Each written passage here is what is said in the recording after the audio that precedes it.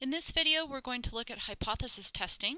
We'll still be looking at this chi-square distribution, but this time we're going to test for homogeneity. So in English, the homogeneity word just means the same, so that's what we're going to be testing. Okay, so our test for homogeneity involves using a contingency table again. So we want to test whether two populations both follow the same unknown distribution.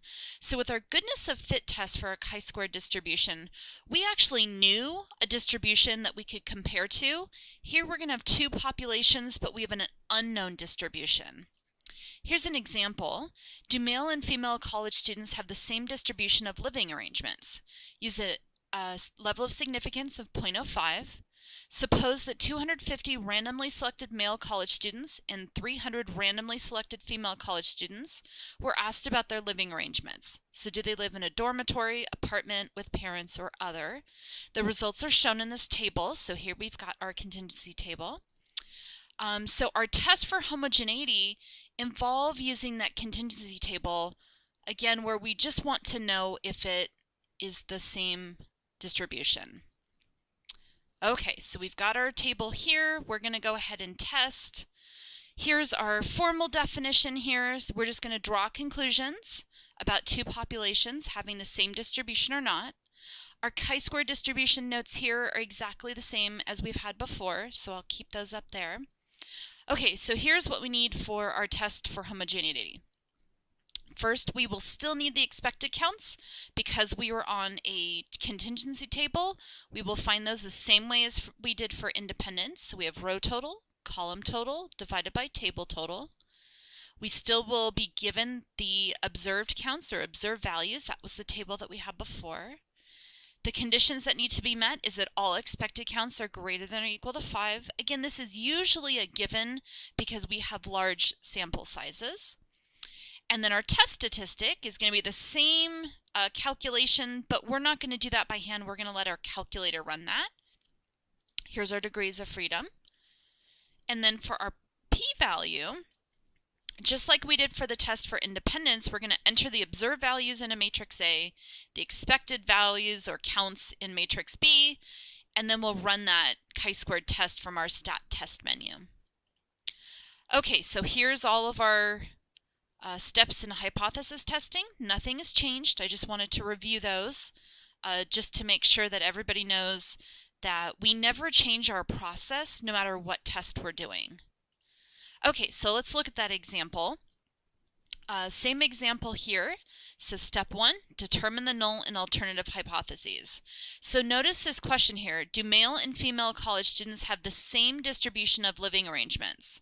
So when we write our null and alternative, the null is that they actually do have the same distribution of living arrangements, and the alternative is the distribution of living arrangements for male and female students is not the same. So our wording here is a little bit different than when we're doing a test for independence. Here we're looking at same or not the same versus independent, dependent. Okay, step 2. Selective level of significance alpha. They actually told us, it says use a level of significance of 0.05, so that's what we'll use.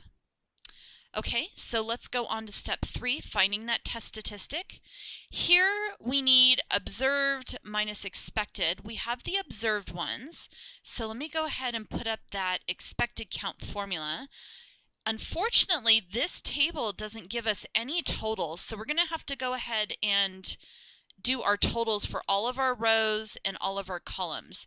So if I look at this first column, we're just going to add up 72 plus 91. So 72 plus 91 is 163. So we'll go ahead and put that. 84 plus 86 is 170. 49 plus 88 is 137. And then for the other, we've got 45 plus 35, which is 80. And then we've got our column totals. We need our row totals, so we'll do 72 plus 84 plus 49 plus 45. And then we'll do the same thing for the female row. So let me go ahead and enter those. We have 250 males, we have 300 females, and the table total, we just can add up either that last total over here, 250 plus 300, or you could add up all of these entries for this last row.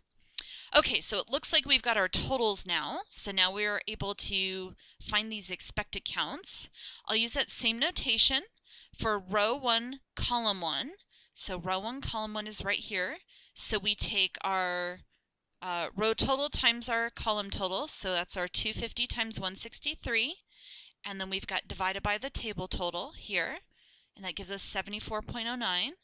Doing one more, if we move over to row 1, column 2, we've got a 170 times a 250, and that gives us 77.27. And notice I'm always dividing by this table total, so that will never change in the denominator, just your rows and columns.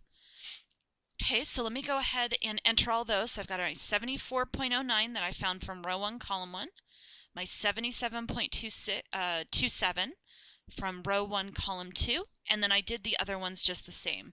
I don't have to use these guys anymore, these totals. Those were just used to get these expected counts.